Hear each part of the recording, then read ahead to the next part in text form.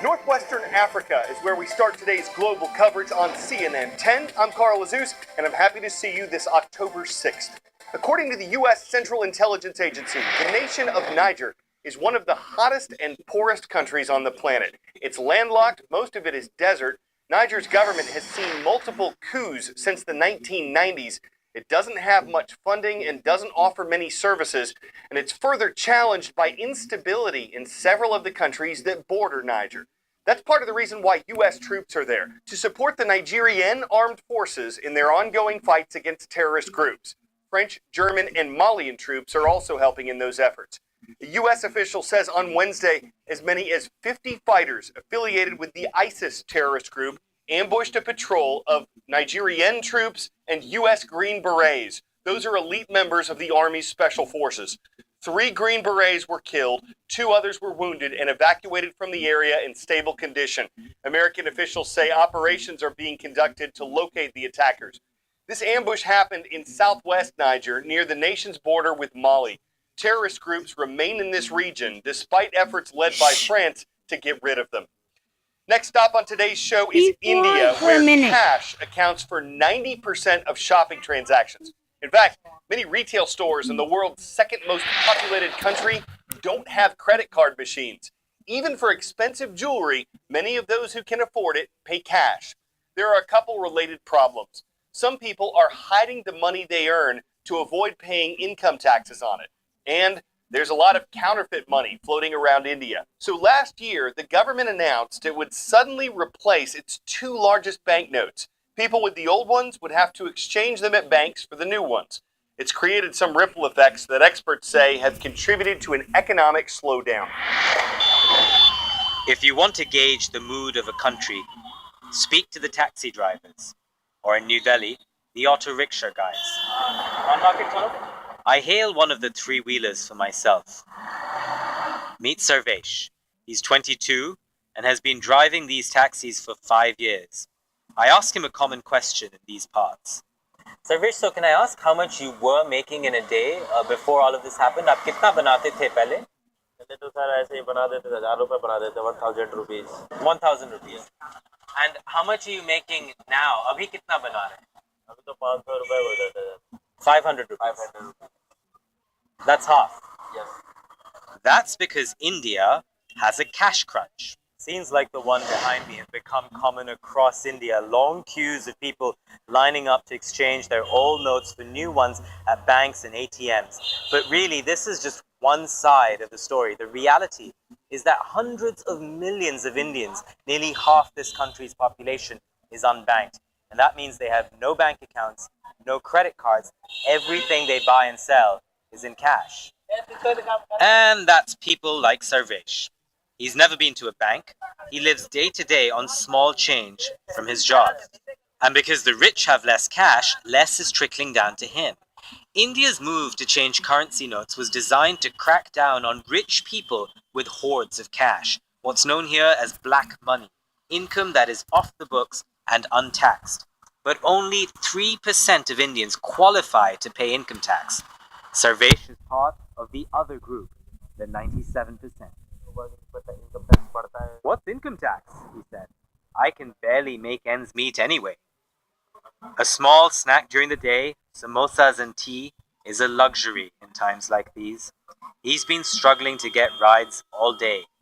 Are you still in favor of Mr. Modi's move? अभी भी आप सहमत हैं जो किए हैं? हाँ, अभी तो. Yes, he says. The fat cats will suffer. They're hoarding cash. How long can you survive on half pay, I ask. करना पड़ेगा, क्या करें? Let's see, he says. As evening falls, Sarvesh keeps cruising for a ride. While India cracks down on corruption, people like Sarvesh are collateral damage this week, and their stories seldom told. But I'm struck by his optimism. I guess the night is darkest before the dawn. Ravi Agrawal, CNN, New Delhi. Nate is the name of a tropical storm that's whirling in the Caribbean. It's already flooded parts of the Central American nation of Costa Rica, and last night it was soaking Nicaragua and Honduras with heavy rain. Forecasters expect Nate to pass by Cancun, Mexico on Friday, and they're warning that it could strengthen to a hurricane when it moves over the Gulf of Mexico on Saturday. They're not completely certain where Nate will go, but its current path has it on course to make landfall between southeastern Louisiana and southwestern Alabama over the weekend. Nate isn't forecast to become a major hurricane, but preparations are being made in New Orleans for heavy wind. Can you gain weight by licking postage stamps? Not in the US, but maybe in Britain. The average calorie count of an American postage stamp is about 1/10 of 1 calorie, so not much. But the UK uses a gum on the back of its stamps that's almost 6 calories and more than 14 on each special commemorative stamp. So if you're doing any bulk mailings from London, you might want to count calories. Now that's random.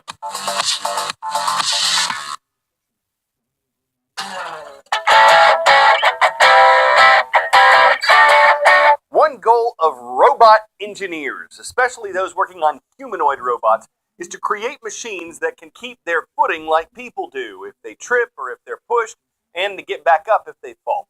One of the best ways to test out the robot's balance is to intentionally try to trip them up and make their stabilization mechanisms go to work. But some observers on the internet have launched tongue-in-cheek protests. It's a wow moment for robot fans. An impressive new version of the Atlas robot is unveiled. And what steals the limelight? Robot abuse. And it's not just physical, but mental torture. My hockey stick, taunted and teased, this after doing such a nice job of lifting boxes. And this isn't the first time the highly regarded robot design company Boston Dynamics has mistreated one of its creations. Actually, there's a perfectly good reason for this robot abuse. When most robots fall down, they can't get back up. They often have to be carried off for repair. But when the new Atlas was forced to faceplant, watch it get back on its feet. And though it stumbles through the snow like Bigfoot, it never loses its balance on the uneven terrain. That's a very big deal. Lest you think the engineers are just brutal bullies, lacking any sense of humor. Jingle bells, jingle bells. This was last year's Christmas greeting from Boston Dynamics. Even if their robots aren't laughing all the way.